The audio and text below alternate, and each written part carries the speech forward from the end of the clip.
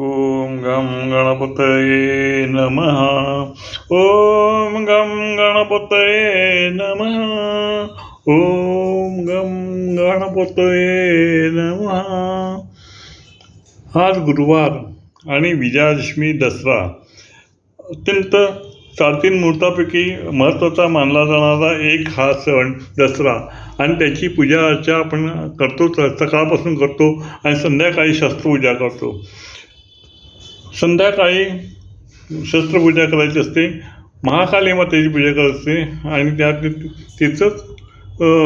तिची पूजा केल्यानंतर सरस्वती पूजा करायची असते. आपट्याची पूजा करायची. आपटे म्हणजे सोन्याचं पान. सोनं हा महत्त्वाचा दिवस हा सर्वांना सोनं वाटत असतो. हे अशा प्रकारचे सोनं म्हणजेच आपट्याचं पान. हा सगळा उल्लेख मी मुद्दाम करतो आहे. आता आपल्या सकाळी आपण आंब्याचं तोरण बांधतो, त्यावेळेला अशा पद्धतीने तोरण बांधत असतो. आंब्याचं पान, भात आणि नवीन भात आणि झेंडूचं फूल. झेंडूचं फुलाला फार महत्त्व असतं.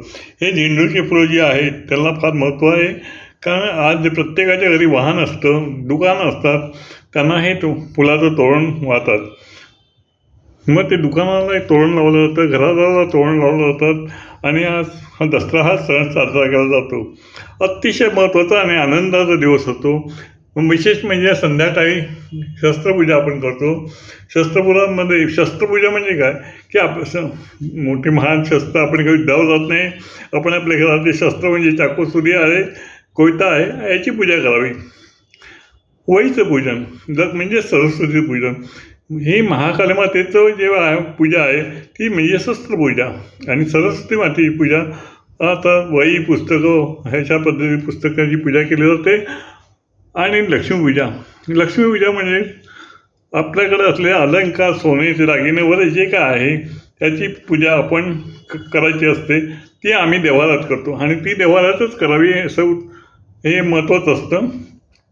आणि शस्त्राची पूजा ही अशा पद्धतीने करायची, सरस्वती पूजा करायची आणि लक्ष्मीची पूजा करायची.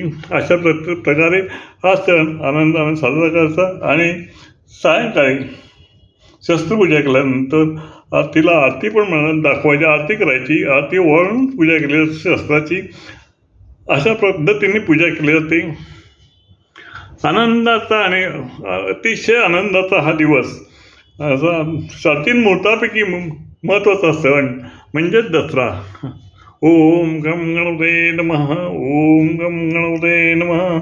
ओम गम गणपतये नमः.